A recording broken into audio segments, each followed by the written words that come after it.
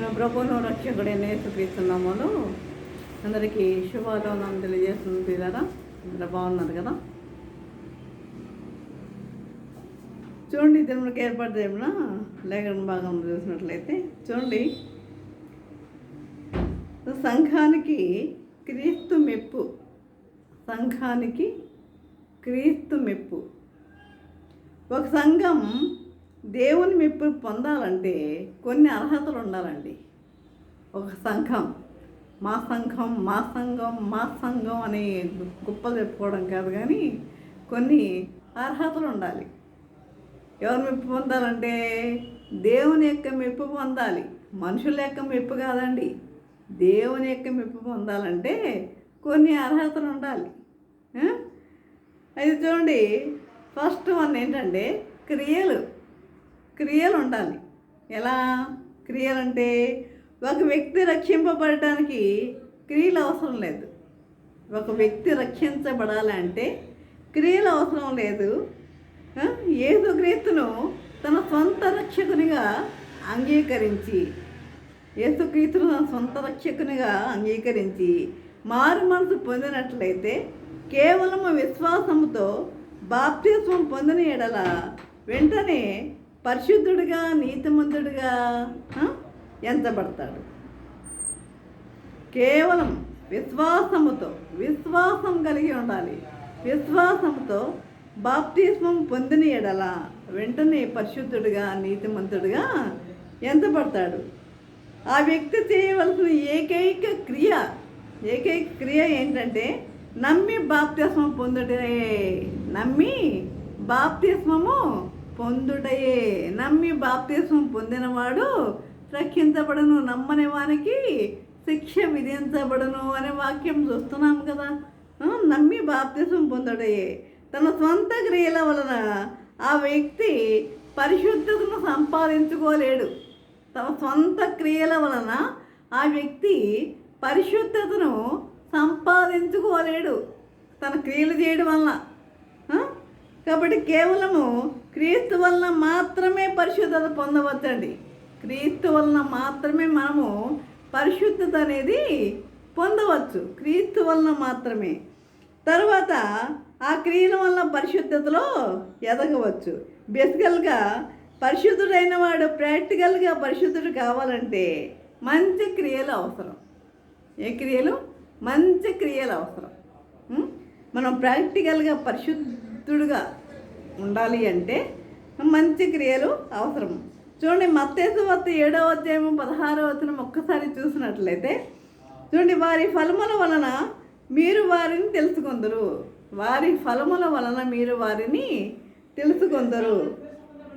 ఫలములు అనగా ఏంటి? ఫలములు అంటే ఏంటి? క్రియలు. ఫలములు అనగా క్రియలు. మన క్రియలను బట్టే మనం ఎవరమో, మన వ్యక్తిత్వం ఎటువంటిదో, మన గుణగణములు ఎటువంటియో గోచరమవుతాయి. ఎప్పుడు మన క్రియలను బట్టి మన వ్యక్తిత్వం ఎటువంటిదో, మన గుణగణములు ఎటువంటివో అవి గోచరమవుతాయి, అంటే తెలియబడతాయి మన క్రియల వలన. యాకోబు పత్రిక చూడండి, యాకోబు పత్రికలో 2వ అధ్యాయం 26వ వచనంలో చూసినట్లయితే ప్రాణము లేని శరీరం ఎలాగు మృతమో, ప్రాణం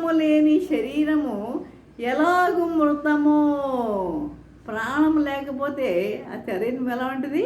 మృతం కదా. ఎలా మృతమో అలాగే క్రియలు లేని విశ్వాసము కూడా మృతమే. మృతం.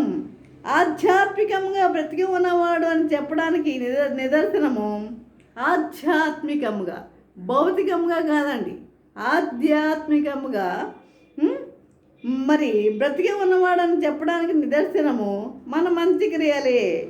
మన క్రియలు మన వ్యక్తిత్వాన్ని చూపిస్తాయి. మన యొక్క వ్యక్తిత్వాన్ని చూపిస్తాయి. నువ్వు చేసే క్రియలు, నేను చేసే క్రియలు మన వ్యక్తిత్వాన్ని చూపిస్తాయి. మనం ఎలాంటి వాళ్ళమో తెలియజేస్తాయి లోకానికి. మన గుణగణాలు ఎలాంటివో చూపిస్తాయి లోకానికి. మన పరిశుద్ధత ఎటువంటిదో చూపిస్తుంది లోకానికి. ఏమిటవి? క్రియలు. అవి ఫలములను కూడా చెప్పాను. ఆ క్రియలనే ఫలములను కూడా చెప్పాను. కాబట్టి ఈ విధముగా మామిడి చెట్టు మామిడి పండ్లు కాయడం వలన తాను ఫలంలో చెట్టు అని తేడతల్లమవుతుంది. అంతేనా? మామిడి చెట్టు మామిడి పండ్లు కాయడం వలన అది ఎలాంటి చెట్టు అనేది తేట తెల్లమవుతుంది. అదే విధముగా అన్ని చెట్లు కూడా అంతే కదా. కాబట్టి క్రియలు అనగా ఆచరణ. సలహా క్రియ కాదు. సలహా క్రియ కాదు. కొంతమంది ఏం చేస్తారు? సలహాలు ఇస్తూ ఉంటారు. సలహాలు, అమ్మ ఇలా చేయండి అమ్మ, ఇలా చేయండి అమ్మ, అలా చేయండి అమ్మ అని సలహాలు ఇస్తూ ఉంటారు. సలహా క్రియ కాదండి. సలహా అనేది క్రియ కాదు. ఏంటంటే చూడండి, ఒక వ్యక్తి ఆకలితో మన వద్దకు వస్తే ఉన్నంతలో తనకు కొంత పెట్టి అతనికి ఆకలిని తీర్చడం ఏంటది? క్రియ. ఒక వ్యక్తి ఆకలితో మన వద్దకు వస్తే అతనికి మనకున్న దాంట్లోనే ఆకలి తీర్చడం అనేది ఏంటది? క్రియ. అది క్రియ అన్నమాట. అలా కాకుండా ఫలానా చోట మంచి భోజనం దొరుకుతుంది, మరి మంచి భోజనశాల ఉన్నది, అక్కడికి వెళ్ళి నువ్వు 10 రూపాయలు నువ్వు ఇచ్చావనుకో మంచి భోజనం పెడతారమ్మా, నువ్వు అక్కడికి వెళ్ళు, మంచి భోజనం నీకు పెడతారు, అక్కడికి వెళ్ళు అని చెప్పే సలహా క్రియ అవుతుందా? ఇది క్రియ అవుతుందా? కాదు, ఇది క్రియ కాదు. కాబట్టి సలహాలు ఇవ్వద్దు, సలహాలు ఇచ్చేవారిగా మనం ఉండద్దు, క్రియలు చేసేవారిగా ఉండండి.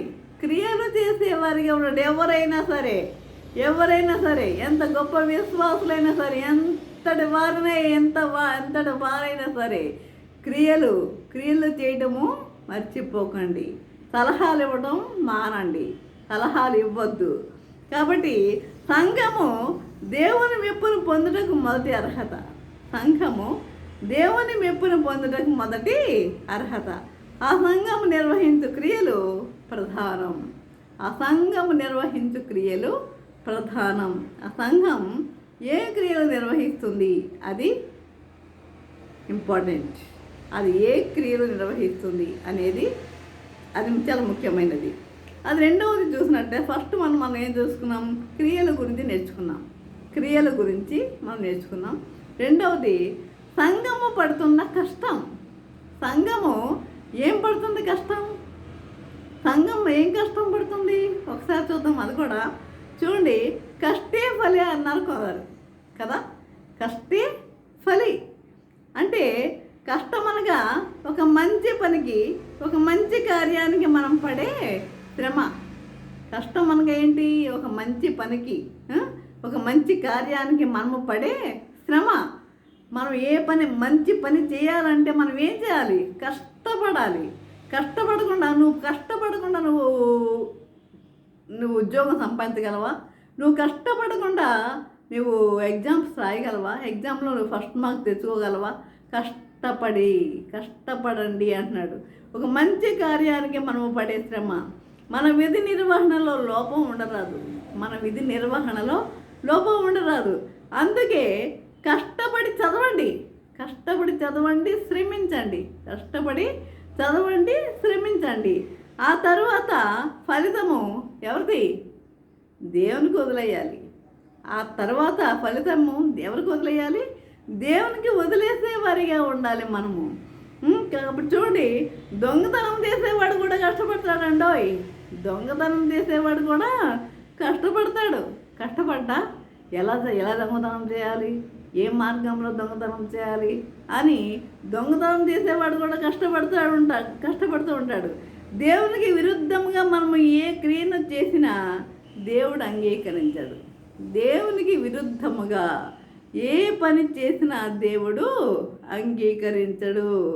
మనము చేసే ఏ క్రియ అయినా దేవునికి ఎలా ఉండాలట? అంగీకారంగా ఉండాలి, ఆమోదయోగ్యంగా ఉండాలి. అప్పుడే దేవుడు మన క్రియలను మెచ్చుకుంటాడు. అప్పుడే దేవుడు మన క్రియలను మెచ్చుకుంటాడు. చూడు, ఎఫెసీయులకు రాసిన పత్రిక 4వ అధ్యాయము 28వ వచనంలో, దొంగిల వాడిక మీదట దొంగిలక అక్కర గల వానికి పంచిపెట్టుటకు వీలు కలుగు నిమిత్తము తన చేతులతో మంచి పనులు చేయించు కష్టపడవలను.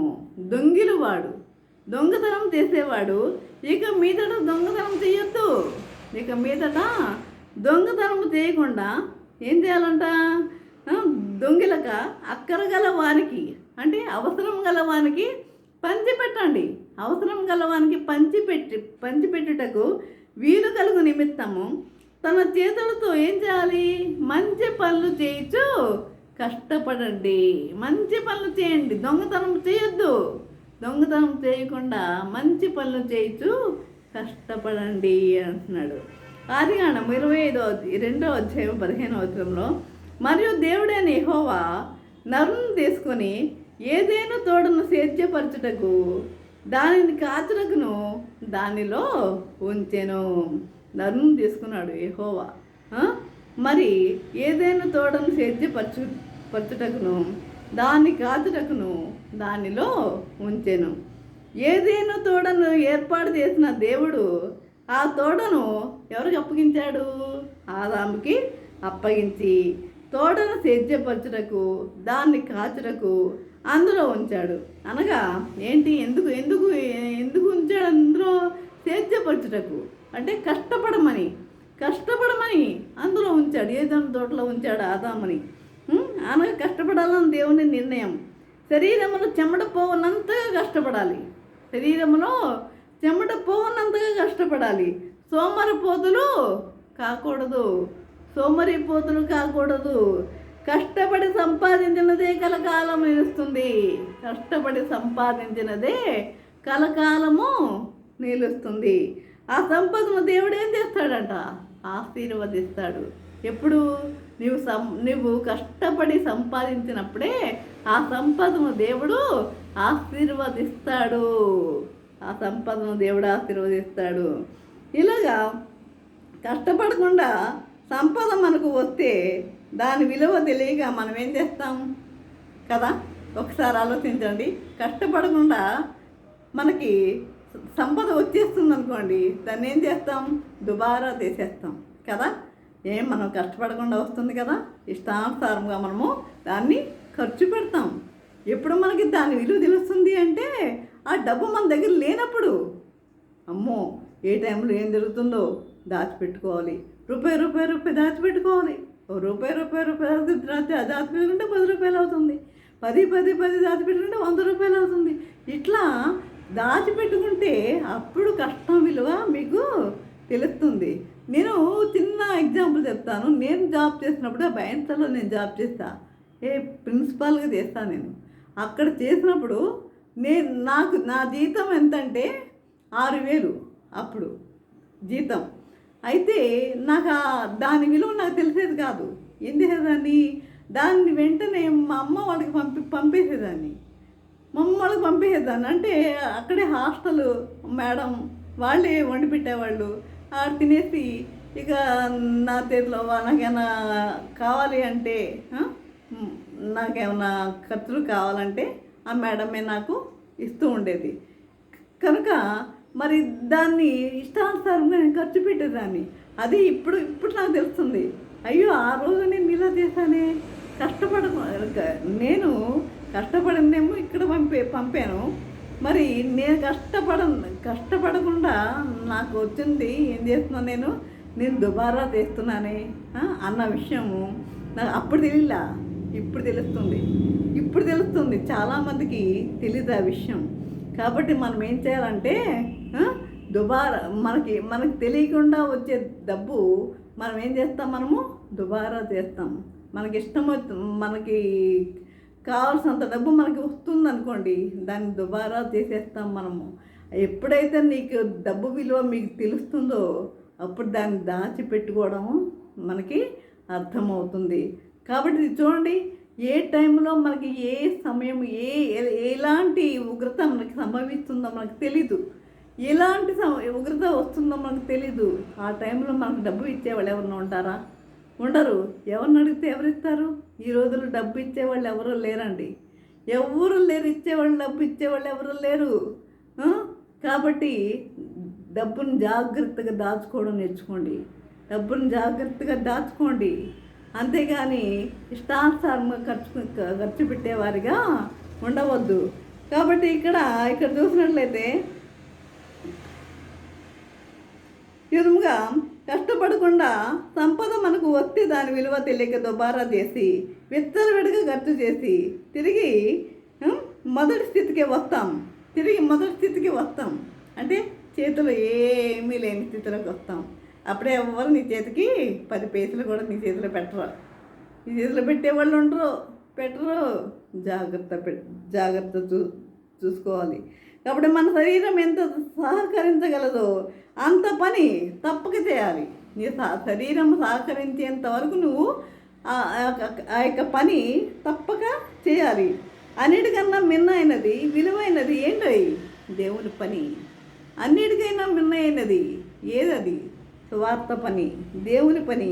సువార్తను పాటించడం, సువార్తను బలపరచడం ఎంతో ఉత్తమమైన కార్యం. ఆ పనిలో ఎంత కష్టపడితే దాని ప్రతిఫలం పరలోకంలో చాలా ఘనముగా ఉంటుంది.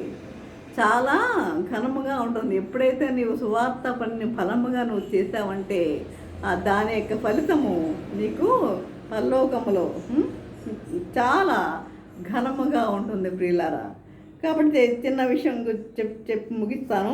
కొరింథీయులకు రాసిన మొదటి పత్రిక 3వ అధ్యాయం 8వ వచనంలో, నాటువాడును నీళ్లు పోయేవాడును ఒకటే, ప్రతివాడు తాను చేసిన కష్టం కొలది జీతము పుచ్చుకొను. నాటువాడు ఒకటే, నీళ్లు పోయేవాడు కూడా ఒకటే. అయితే ప్రతివాడు తాను చేసిన కష్టం కొలది జీతము పుచ్చుకొను. నాటుట అనగా దేవుని వైపుకు నడిపించుట. నాటుట అంటే ఏంటి? దేవుని వైపు నడిపించండి. అనేక మందిని మీ సాయశక్తుల కొలది దేవుని వైపు నడిపించేవారిగా ఉండండి. నడిపించండి, దేవుని వైపు నడిపించండి. అదే విధంగా రక్షణ పొందిన దారి చూపుట. నీరు పోయిట అనగా రక్షణ పొందిన వారిని దేవుని యందు ఎదిగించుట. రక్షణ పొందిన వారిని దేవుని యందు ఎదిగించుట. రక్షణ వైపునకు నడిపించట ఎంత ముఖ్యమో రక్షణలో ఎదిగించుట కూడా అంతే ముఖ్యం. రక్షణ వైపునకు నడిపించట ఎంత ముఖ్యమో రక్షణలో ఎదిగించుట కూడా అంతే ముఖ్యం. ఈ విధముగా పడిన కష్టం నాకు జీతము లోక సంబంధమైనది కాదు, పర సంబంధమైనది, శాశ్వతమైనది. ఇది శాశ్వతమైనది. ఇందాక చెప్పాను కదా, లోక సంబంధమైనది. అది అంటే ఈ లోకంలో ప్రతినంతకాలం మనకి డబ్బు ఉండాలి. ఎంతో కొంత మనకు డబ్బు అవసరము. దేవుడు డబ్బు సంపాదించుకోవద్దని మనకు చెప్పలేదు. కానీ అంటే దురాశ వద్దు. దురాశతో నువ్వు ఏదో అక్రమమైన మార్గంలో డబ్బు సంపాదించుకోవద్దు. నీకు కావాల్సినంత వరకు, నీ అవసరాలకు సంబంధించినంత వరకు నువ్వు డబ్బు సంపాదించుకో. కష్టపడి నువ్వు సంపాదించుకో, అంతే. కనుక ఇది ఇప్పుడు చెప్పింది పర సంబంధమైనది, ఇది శాశ్వతమైనది. పరలోకములో ఉన్న మన అకౌంట్ నాకు పరలోకములో ఉన్న అంటే ఈ యొక్క కష్టం నాకు జీతం లోక సంబంధమైనది కాదు, పర సంబంధమైనది, శాశ్వతమైనది. పరలోకంలో ఉన్న మన అకౌంట్ నాకు జమ అవుతూ ఉంటుంది. ఇది ఆత్మ సంబంధమైనది ప్రియులారా. కాబట్టి ఈ విధంగా మనం ఏం చేయాలంటే దేవుని యందు మనం భయభక్తులు కలిగి మనం జీవించేవారిగా ఉండాలి. ఇప్పుడు మనము ఏ విషయం నేర్చుకున్నాము? లోక సంబంధమైన క్రియలు, పర సంబంధమైన క్రియల గురించి మనము నేర్చుకొని ఉన్నాము. కనుక మరి నెక్స్ట్ ఎపిసోడ్లో మనము ఇంకొక విషయం గురించి మనము దీని కంటిన్యూషన్ మనము ధ్యానించుకుందాం. కాబట్టి ప్రియులారా, దేవుని యందు భయభక్తులు కలిగి మనం జీవించేవారిగా ఉండాలి. మన క్రియలు సరిగా ఉండాలి. దేవుని యందు భయభక్తులు కలిగి జీవించేవారిగా ఉండాలి. మన క్రియలు సరిగా ఉండాలి. ఆ విధంగా ఉండాలని ప్రభువు కోరుకుంటున్నాడు. మరి ఈ విధంగా ప్రతి ఒక్కరూ జీవించడానికి పరిశుద్ధాత్మ దేవుడు సహాయం చేసి నడిపించను గాక. ఆమేన్. ప్రార్థన చేసుకుందాం. పరిశుద్ధుల ప్రేమగల తండ్రి, నీ పరిశుద్ధ పాదము స్తోత్రం దేవా ప్రభా. తండ్రి నేను ప్రభా, నీ వాక్యం ద్వారా తండ్రి మాతో మాట్లాడిన విధానం బట్టి నాయన మీకు వందనం తెలియజేసుకుంటున్నాము ప్రభా. తండ్రి మరి క్రియల గురించి మేము నేర్చుకుని ఉన్నాము నాయన ప్రభా. తండ్రి ఈ విధంగా నాయన ప్రభా ప్రతి ఒక్కరు నాయన ప్రభా ఏ విధంగా జీవించాలన్న విషయంలో మీరు మాకు నేర్పించారు తండ్రి. ఆ విధంగా మేము జీవించడానికి నీ కృప చూపండి నాయన ప్రభా. నీ బిడ్డలుగా మేము జీవించడానికి నీ కృప మాకు అనుగ్రహించండి నాయన తండ్రి. అదే విధంగా ప్రభా ప్రతి ఒక్కరూ ఈ వాక్యం వారి యొక్క హృదయంలో భద్రపరుచుకుని నాయన ప్రభా ఆ వాక్యానుసారంగా జీవించడానికి కృప చూపమని నజరేయుడైన యేసు బ్రతిమాలు వినముగా వేడుకొంచున్నాము తండ్రి. ఆమె తండ్రి అయిన దేవుని ప్రేమయు కుమారుడైన యేసుక్రీస్తు కృపయు పరిశుద్ధాత్మిక అన్యోన్య సహవాసము సకల దీవెనల సదాకాలము ప్రభా. తండ్రి ఎంతమంది అయితే ప్రభా వాక్యం నిన్ను ప్రతి ఒక్కరికి తోడు నిలిచిండను గాక. Amen amen amen.